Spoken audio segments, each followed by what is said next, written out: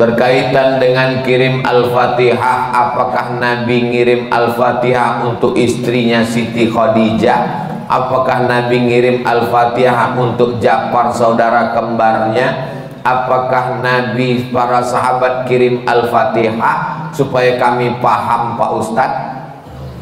Jadi ini yang nanya ini, dia mau beramal kalau dilakukan Nabi.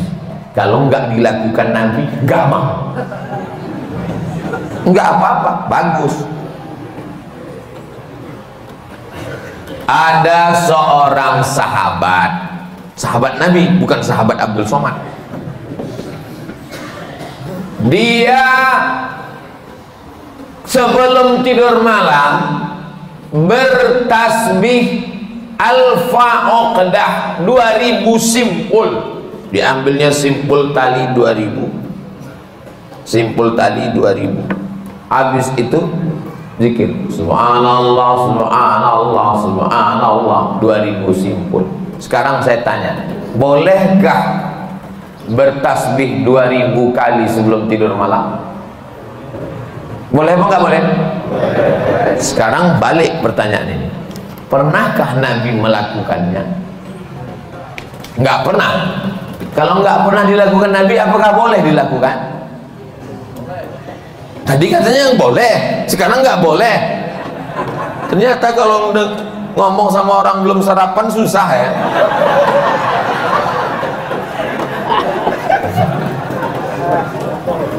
Oke, contoh kasus yang kedua. Ada seorang imam mazhab. Tadi yang bertasbih 2000 kali sebelum tidur itu sahabat Nabi, namanya Abu Hurairah. Sahabat Nabi. Di mana bisa dibaca biografinya? Dalam kitab Syiar A'lam An-Nubala. Siapa yang nulis? Imam Az-Zahabi, Imam Ahlus Sunnah wal Jamaah. Contoh yang kedua. Da'autu lisyafi'i fi salati arba'ina sanah. Saya mendoakan guru saya Imam Syafi'i fi salati, dalam salat saya arba'ina sanah, 40 tahun.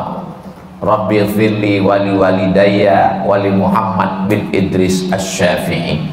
Bolehkah mendoakan Imam Syafi'i 40 tahun? Boleh. Sekarang pakai logika ini, pernahkah dilakukan Nabi? Nggak pernah. Kalau nggak pernah dilakukan Nabi berarti nggak boleh. Ini pertanyaan tingkat tinggi. Apakah mesti disyaratkan, mesti dilakukan Nabi dan sahabat? Puasa Nabi Daud, pernahkah Nabi melaksanakan puasa Nabi Daud secara berterusan? Yasumu yauman wa yuftiru yauman? Nggak pernah, tapi Nabi memujinya. Apa kata Nabi? Ahabbu shaum ilallah shaumi Daud. Puasa yang paling bagus adalah puasa Nabi Daud. Nabi tak pernah melakukannya. Jadi sunnah ada 3. Yang pertama sunnah fi'liyah, Nabi melakukannya. Yang kedua sunnah qauliyah, Nabi mengucapkannya tapi Nabi tak melakukannya. Ada jenis yang ketiga, sunnah takririyah, Nabi tidak melakukannya, Nabi tidak mengucapkannya, dilakukan orang lain, disetujui Nabi. Mana contohnya? Sami Allahu liman hamidah, Nabi mengajarkan Rabbana lakal hamdu mil'us samawati wa mil'ul ardi wa mil'u ma syi'ta min syai'in ba'd. Tapi ada satu sahabat bacaannya lain. Sami Allahu liman hamidah, Rabbana lakal hamdu hamdan thayyiban mubarakan fi. Selesai salat Nabi tanya, siapa tadi yang baca alhamdulillah hamdan thayyiban katsiran mubarakan fi? Aku enggak pernah ajarkan. Aku ya Rasulullah. Apakah Nabi marah? Aku nggak pernah melakukannya. Kenapa kamu pandai-pandai buat doa itu? Kau masuk neraka jahanam.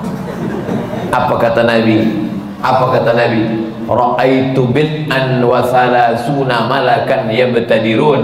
Aku lihat 39 malaikat turun dari pintu langit ingin mencatat doa yang kau baca. Nggak pernah dibaca Nabi. Begitu juga dengan Allahu Akbar kabira, diriwayatkan oleh Abdullah bin Umar bin Khattab. Nabi mengajarkan, Allahumma ba'id baini wa baina khatayaya kama ba'adta bainal masyriqi wal maghrib. Sahih Bukhari. Allahu Akbar kabira ada juga dalam Sahih Bukhari. Nabi tidak pernah mengucapkannya. Siapa yang membaca itu? Sahabat. Allahu Akbar. Tiba-tiba ada sahabat di belakang. Allahu Akbar kabira walhamdulillahi katsira wa subhanallahi bukratan wa asila. Titik. Wajhatu wajhiyya itu iftitah lain.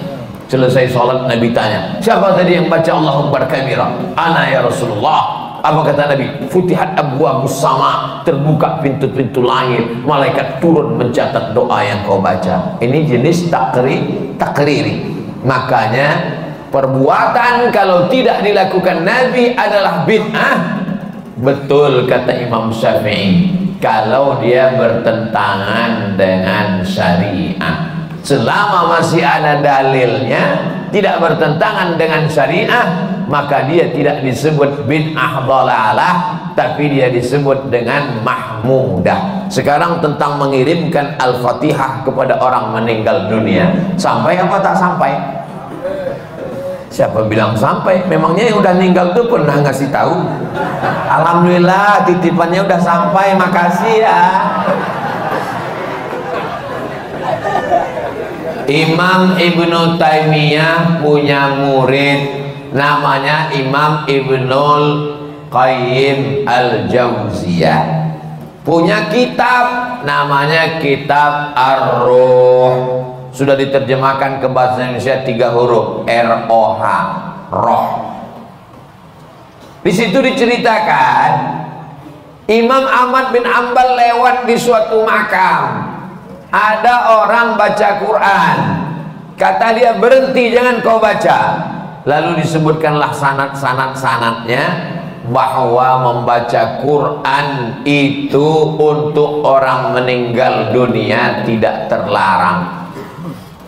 Tentang kitab roh ini tidak diragukan, karena ada seorang dapat gelar doktor gara-gara meneliti kitab roh, namanya Dr. Bassam dari Kuwait.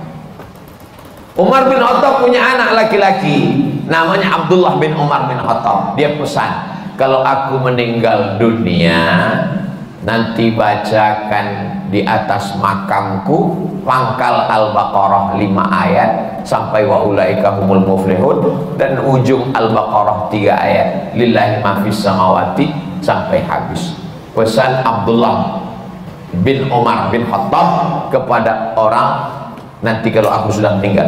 Berdasarkan itu Imam Nawawi meninggal tahun 676 dari kalangan mazhab Syafi'i, dalam kitab Al-Azkar mengatakan, wa in khatimul qur'ana fahuwa hasanun, seafdal-afdalnya dibacakan sekhatam Al-Quran.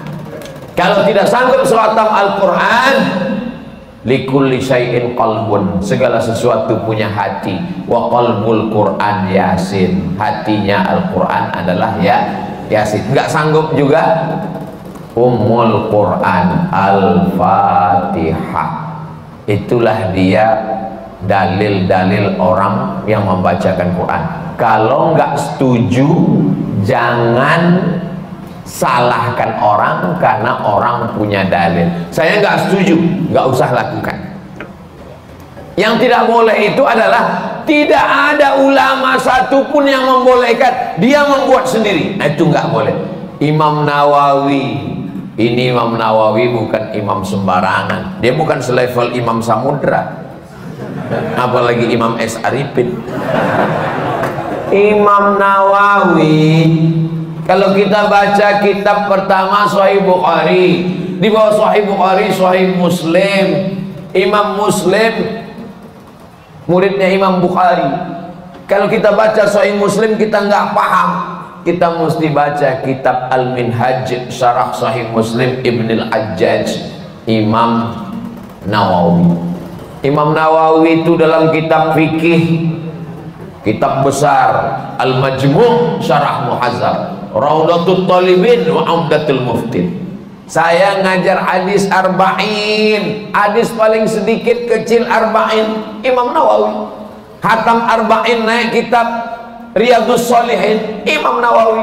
hatam Riyadhus Shalihin, naik lagi kitab Al-Azkar Imam Nawawi, membaca kitab Mustalah Hadis yang disyarah oleh Imam Suyuti, Tadribur Rawi, syarah Takrib Nawawi. Imam besar, apa kata Imam Nawawi mengomentari hadis tentang pelepah korma?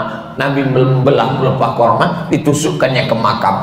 Apa kata Nabi? Kalau tasbih pelepah korma saja sampai, apalagi bacaan Quran orang beriman. Nah, jadi pertanyaan ini memang simple, tapi ini ingin menggali dan menguji isi kepala Abdul Somad. Enggak apa-apa.